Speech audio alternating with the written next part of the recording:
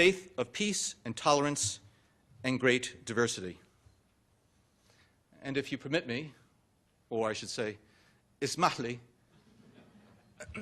بعد إندونيسيا سافرت إلى مصر، وهناك درست عربية في جامعة أمريكية في القاهرة، وهذا في سنة 1975 و 76. وسافرت إلى الأردن وفلسطين والقدس وتونس، وبعد مصر ساكن في الشرق الأوسط تقريبا 6 سنة، لكن الآن أنا أجوز. أنا كنت طالب وشباب لما درست عربية، لكن الآن نسيت أكثرية اللغة. كسلان، لسان كسلان. متأسف، لكن ممكن إن شاء الله سوف أدرس عربية مرة ثانية إن شاء الله. عفواً.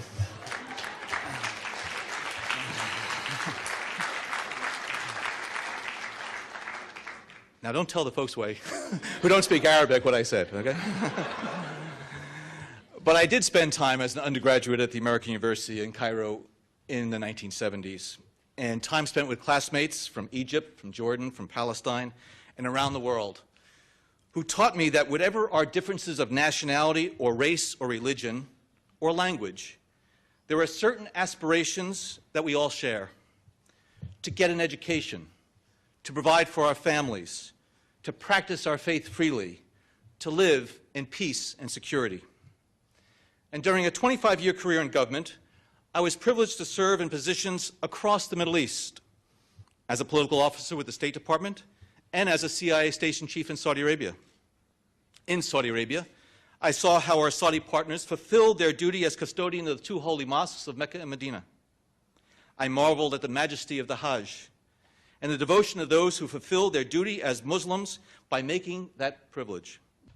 A traitor, which I'm not saying, but that's one of the options, and he did this all willingly and knowingly, or he did it unwillingly and unwittingly, which means he is naive and does not understand. He has the inability to discern and understand how to walk in those kind of environments, right, which makes him completely unfit to be the director of Central Intelligence. Man. Wow. John, 888-565-1470 if anybody wants to get in. John, if I understand you correctly, you just said, and I know you qualified it with the conversion to Islam back in Saudi Arabia, I guess in the 80s or 90s. We'll get into all of that. We want to dissect this thing. Isn't the main reason. He happens to be a Muslim. But are you kidding me? The head of the CIA is a Muslim? I mean, for real? That's correct. Okay, yes. Now we can talk about that as you would like. Well, can I ask a question? Let me now. You mentioned Team B2, and that's 19 of us, and we're both privileged to be part of the amazing group of national security experts. And I mean, did you run this by anybody? I mean, are you sure of what you're saying out there? Because none of us feel like being waterboarded or audited or anything crazy like that. We got enough problems, but if we're going to be saying definitively, and I mean, the other side is going to say, show me the evidence, show me the evidence, show me the evidence. You're comfortable in your analysis, your research. Yes, I am. It's not really research. This is the facts of the matter are confirmed by U.S.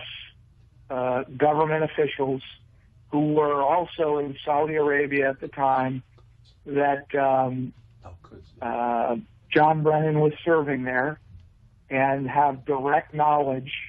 These are men who work in very trusted positions. They were direct witnesses to his growing relationship with the individuals who worked with the Saudi government and others, and they witnessed his the conversion, his conversion to Islam. Now, as you know, this shouldn't, that in and of itself, again, shouldn't be shocking to people, because Mr. Brennan has made public statements. As a matter of fact, there's an article that was done by Jihad Watch that came out, I believe, yesterday, but it may have been a couple of days ago, where Mr. Brennan, I mean, they have the clip where Mr. Brennan specifically says during a public address, which, by the way, this speech he was given was sponsored by the Islamic Society of North America, which is, the leading Muslim Brotherhood entity in North America and a Hamas support entity, Hamas being a terrorist organization. And so he said during that speech that he has learned and gets his understanding and his worldview in large part from Islam. So it shouldn't be a large leap to imagine that he's converted to Islam. And again, I don't think that is, although I think to a lot of your listeners that would be big and shocking news, I think the news is that conversion was the culmination of the work of people in Saudi Arabia who worked for the Saudi government. And that makes John Brennan just naive, foolish, dangerously ignorant, and totally unfit for this position. All right, ladies and gentlemen, we're with John Guandolo at the bottom of the hour here at 3:28.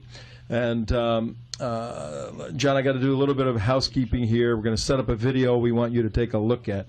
And some of my questions to you just now, John Guandolo, were rhetorical because, I know the work you do. I know the professionalism you put in. I know the commitment you have to the country.